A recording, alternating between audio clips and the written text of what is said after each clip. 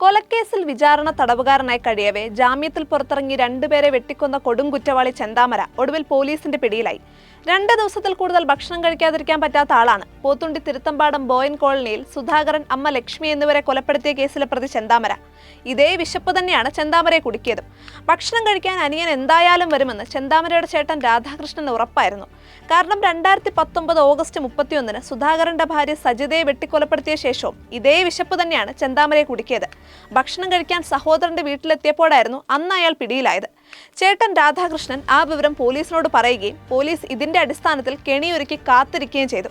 അങ്ങനെ ഇരട്ട കൊലപാതകത്തിന് ശേഷം 36 മണിക്കൂറോളം വനത്തിൽ ഒളിവിൽ കഴിഞ്ഞ ചെന്താമര വിശപ്പ് സഹിക്കാനാകാതെ പുറത്തിറങ്ങിയപ്പോഴാണ് പോലീസിന്റെ പിടിയിലായത്. നെന്മാറ പോലീസ് സ്റ്റേഷൻ സെല്ലിലേക്ക് എത്തിച്ചപ്പോൾ ചെന്താമര ആദ്യം ചോദിച്ചത് ചോറും ചിക്കനും ഉണ്ടോ എന്നായിരുന്നു.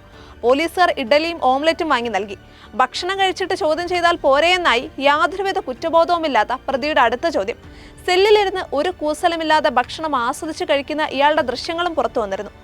ലഭിക്കുന്ന പണത്തിൽ പകുതിയും മന്ത്രവാദത്തിനായി ഉപയോഗിക്കുന്ന അന്ധവിശ്വാസത്തിന് അടിമയായ വ്യക്തിയായിരുന്നു ഇരട്ടക്കൊലക്കേസ് പ്രതി ചെന്താമര. നീണ്ട മുടിയുള്ള സ്ത്രീയാണ് കുടുംബകലഹത്തിന് കാരണമെന്ന് ജോത്സ്യൻ അയാളോട് പറഞ്ഞിരുന്നത്രേ. കയ്യിൽ 10 രൂപ കിട്ടിയാൽ അതുമായി ചെന്താമര ജോത്സ്യരുടെ അടുത്തെത്തും. അയാൾ എന്തു പറയുന്നോ അത് വിശ്വസിക്കും. ഇയാൾ സ്ഥിരമായ കൊടുവാൾ കൈവശം സൂക്ഷിച്ചിരുന്നായും ചെന്താമരയുടെ ശല്യം സഹിക്കവയ്യാതെയാണ് ഭാര്യ വീട് വിട്ടു പോയതെന്നും ബന്ധുക്കൾ പറയുന്നു.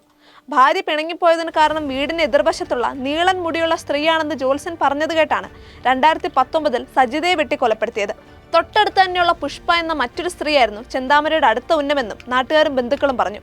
പ്രതി ജാമ്യത്തിലിറങ്ങിയ ശേഷം പലരോടായി കയർത്തിരുന്നു. ആയുധമുണ്ടാകാൻ സാധ്യതയുള്ളതിനാൽ നാട്ടുകാരിൽ പലർക്കും ഇയാളെ പേടിയായിരുന്നു. ചെന്താമരയെ ഭയന്ന് സ്വന്തം വീട്ടിൽ കിടക്കാൻ പോലും പേടിയാണെന്ന് അയൽവാസികൾ പറഞ്ഞു. ഒടുവിൽ തിരച്ചിൽ അവസാനിപ്പിച്ചെന്ന പ്രതീതി സൃഷ്ടിച്ച് പോലീസ് നാട്ടുകാരെ തന്ത്രപരമായി പിരിച്ചുവിടുകയും ഇതോടെ പോലീസും മടങ്ങിയെന്ന് കരുതിയ ചെന്താമര വിശപ്പ് സഹിക്കാനാകാതെ പുറത്തിറങ്ങി വരികയും പോലീസിന്റെ കെണിയിൽ വീഴുകയുമായിരുന്നു.